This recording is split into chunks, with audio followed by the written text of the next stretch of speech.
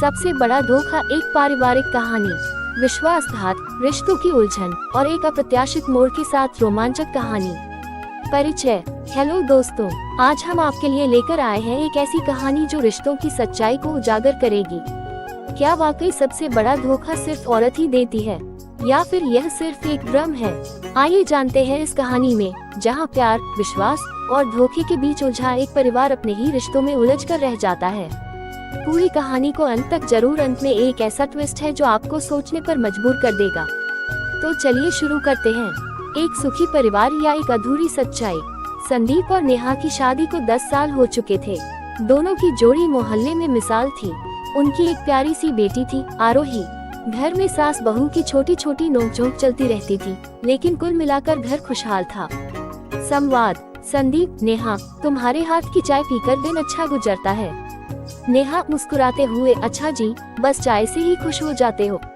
कभी मुझे भी तो कोई सरप्राइज दो।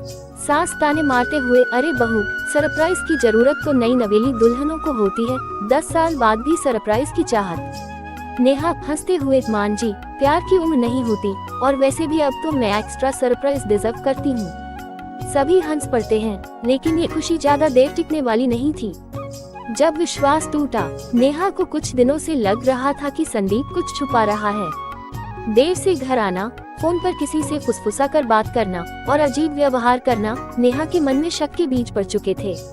एक रात संदीप को बाथरूम में नहाने के लिए जाते देख नेहा ने उसका फोन चुपचाप उठा लिया। फोन अनलॉक था। जैसे ही उसने मैसेज बॉक्स खोला, उसका दिल दहल गया। आई लव यू टू जान, कल मिलने का इंतजार नहीं कर सकती। नेहा की आंखों से आंसू छलक पड़े। क्या उसका संदीप उसे धोखा दे रहा था? सास बहू का मीठा झगड़ा और नेहा की बेचैनी। नेहा गुस्से में, मान जी, ये आदमी तो मुझे धोखा दे रहा है। सास हैरान होकर, अरे बहू, ऐसे ही किसी पर इल्जाम नहीं लगाते, कुछ ठोस सबूत है क्या? नेहा, ये देखिए, ये मैसेज। क्या ये सबूत नहीं? सास थोड़ा सोचकर, हो सकता है कोई गलतफहमी हो, पहले बात तो कर। लेकिन नेहा का दिल टूट चुका था। उसने तय कर लिया कि वो संदीप को रंगे हाथ पकड़कर ही रहेगी। जब सच्चाई सामने आई, अगले दिन नेहा ने चुपचाप संदीप का पीछा किया। संदीप एक रेस्टोरेंट में किसी महिला से मिल रहा था।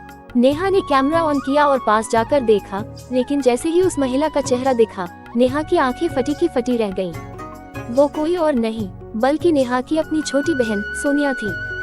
सबसे बड़ा विश्वासघाती कौन? नेहा गुस्से में कांप रही थी। वो दोनों के पास जाकर चिल्लाई, तो यही है तुम्हारा सच संदीप, मेरी ही बहन। सोनिया और संदीप दोनों हड़बड़ा गए। सोनिया घबराकर, दीदी, आप गलत समझ रही हैं।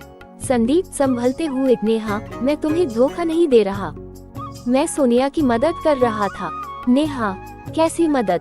सोनिया आंसू भरी आंखों से, दीदी, मुझे ब्लैकमेल किया जा रहा था। कोई मेरी कुछ पुरानी तस्वीरों का गलत इस्तेमाल कर रहा था और पैसे मांग रहा था। मैंने संदीप जी से मदद मांगी थी। जब सबसे बड़ा धोखा सामने आया, सच जानकर नेहा की आंखों में शर्म और पछतावा था।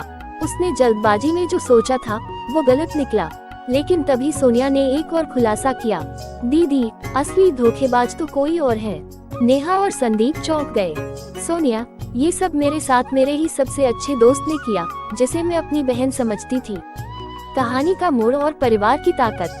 संदीप ने पुलिस की मदद से उस ब्लैकमेलर को पकड़वा दिया। सोनिया सुरक्षित थी और नेहा को भी एहसास हुआ कि शक करने से पहले सच्चाई जाननी जरूरी होती है। संवाद। सास, देखा बहू, हर बार आदमी ही गलत नहीं होता, रिश्तों में भरोसा सबसे जरूरी होता है। नेहा शर्मिंदा होकर, मान जी, आपने सही कहा, मैंने बिना जाने ही संदीप पर शक कर लिया। संदीप हंसते हुए, चलो कोई बात नहीं, पर अगली बार थोड़ा सब्र रखना। सभी हंस पड़ते हैं और घर फिर से खुशियों से भर जाता है। सीख, किसी पर भी शक करने से पहले पूरी सच्चाई जान लें। हर बार धोखा वही नहीं देता जहां हमें लगता है।